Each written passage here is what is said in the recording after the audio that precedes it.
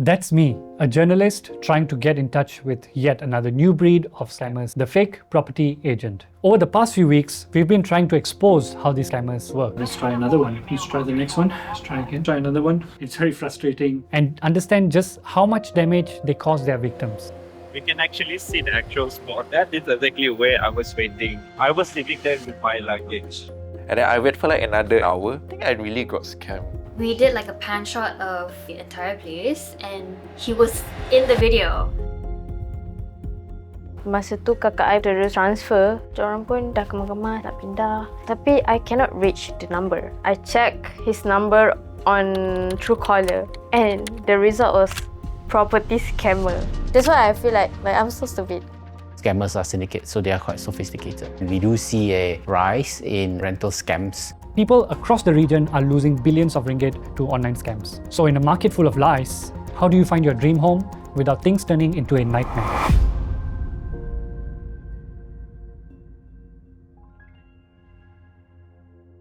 My name is Hisham. 24 years old, I'm from Kuching, Sarawak. I wanted to pursue my study in KL, but that never happened. Then I found this job, so then I decided to move to KL. I think it was around like 600 for a room in Bangsa. Too good to be true, but I love Bangsa, so I want to move to Bangsa. So one modus operandi that we see quite frequent is that they will put up a listing for rent, but they'll put the price very attractive to get a lot of inquiries. It was cheap and it's super nice. Fully furnished and it's perfect. Masa tu memang like so exciting sebab we nak move together kan. Dah choose dah bilik mana, like oh this is our room, lepas tu yang ni room untuk guest. Kakak I pun terus transfer. When the people contact these agents, then they will meet them, and a lot of time is not the same person as who they were talking to. Day yang kita nak pergi viewing tu, agent cakap, oh I cannot come today and the owner also cannot make it, so we will pass to our part-timer. Dan kita jumpalah part-timer, masa tu jumpa dekat bawah and then dia pun bawa masuk. When it came to the viewing itself, she couldn't make it and she sent her other colleague. And this was just some guy. He didn't even properly greet us. It was like he was not in a rush but didn't care. He was just like, Jim. And we were like, can we stop? But he just kept walking. We did like a pan shot of the entire place. He was in the video. A lot of time these units are rented. They rent it on other platforms for short-term rental. They rent it for one day and just to show you the unit. My husband's sister suddenly jumpa this unit, like exactly like that house dekat Airbnb. I found the actual listing on Airbnb. I just searched and they had the exact same picture. The most important red flag number 3 is that once they ask deposit from you, they will ask it to transfer to a personal account. Transfer of deposits for purchase or rental should always goes to a real estate agency, not to the agent themselves. The problem with this scammer is that they're using QR. They don't use bank account, so very smart. And then the bank transfer, once I minat dengan that property, tiba dia bagi personal account. So we find that there are many of these segments of society who are actually getting exploited by scammers. I would say that emotional toll is really very bad. And that's why maybe we don't get actual data on how many people actually have been scammed, because they feel, oh my God, if I tell someone, people will say, how silly can you be? I am the type of person yang so aware. I know all the procedures. Bila diorang rasa macam, oh, okay lah dah jumpa rumah, I terus macam lepas. I forgot to tell her dia suruh transfer kat siapa, dia ada rent number ke tak. After everything dah happen, baru I macam, kenapa I tak remind dia? She's my sister. That's why I feel like I'm so stupid. We managed to get the numbers of a bunch of scammers, but it was almost impossible to pin them down. It's not a surprise that they're not picking up when the call finally goes through, because their modus operandi is just not to communicate over calls, because the person that's going to be talking is not the person that shows up. Just keep it all to texts and WhatsApps. But we'll keep trying. Call just dropped. They're not picking up. Let's try the next one. The number is not available now. They go through numbers really fast because this was literally posted like just a few days ago. Please try again later. Putting my frustration aside, it just demonstrates how hard it is to catch these people in action, which is why scam cases just continue to grow. We have almost like close to 400,000 transactions in a year.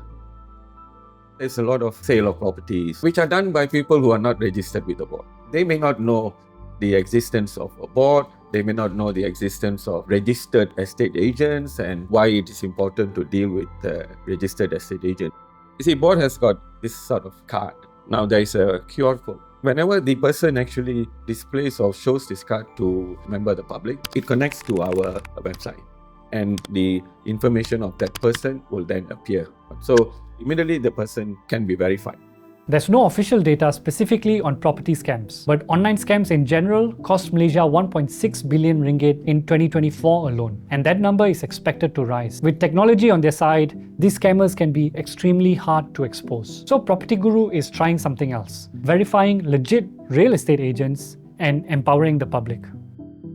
This is the content moderation team. This is where all consumer queries, complaints comes in. In more serious cases like scams issues, then it gets escalated up to management and it comes directly to me as well. First thing that we are always thinking about is we need to help the victim first and foremost. We did notice that the number of cases kept trending up, so we have to really do something to reverse the trend. And one of the initiatives that came out of all this investigation was to do the verified batch, to really be more proactive in avoiding these situations in the future.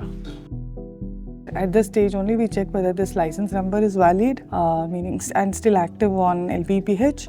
If it is, then we pull the mobile number also associated with it. So this mobile number is connected to the LPEPH? Correct. When you are searching for properties, right, either buy or rent, first thing is you will now see this verified agent listings filter. So anywhere you are searching for properties, basically using PropertyGuru, you will be able to see that. If, as you can see, like a lot of agents have already like verified themselves now. So it kind of like helps consumers make a decision whether when they are contacting agents, whether they want to like proceed with caution. That gives a very easy, very visual way for consumers to identify who they can talk to with peace of mind. Like maybe 20 years ago, snatch theft was a big thing in Malaysia. You don't hear about it all that much anymore. It's not like criminals no longer exist, they have just went online. So, and if you think back during the snatch theft days, there's a lot of education about, hold your bag tightly, don't leave it on the table, right? It's the same thing, but now it's digital. These verification badges, it's a very good tool. Now as a consumer, I would be able to verify. I memang benci gila scammer ni. Benda tu jadi, I ada gaduh jugalah dengan my sister sebab she asked me to pay her back. Lepas tu I cakap, I cannot afford it. I curse them a lot lah sebab memang ruin everything. I ingatkan I boleh dapat rumah yang lagi besar and live with my family. Tapi sebab scam tu, duit pun habis, rumah pun kena cari baru. My family pun ada ruin relationship sikit. Thank you for ruining my life. I hope you rot in hell. Ultimately, it's really about improving level of trust in the entire ecosystem. It's not just marketing tagline. It really does start with trust. You can have a beautifully designed site with a lot of listings, with everything you ask for. But if nobody trusts that the content on that site is legit, it never works. Really need to ensure that that consumer journey can be done as much peace of mind as possible. Of course, no solution can be 100% effective, especially against determined, organized scammers. But if more platforms start taking responsibility, we can empower people with the tools and knowledge they need to keep themselves safe.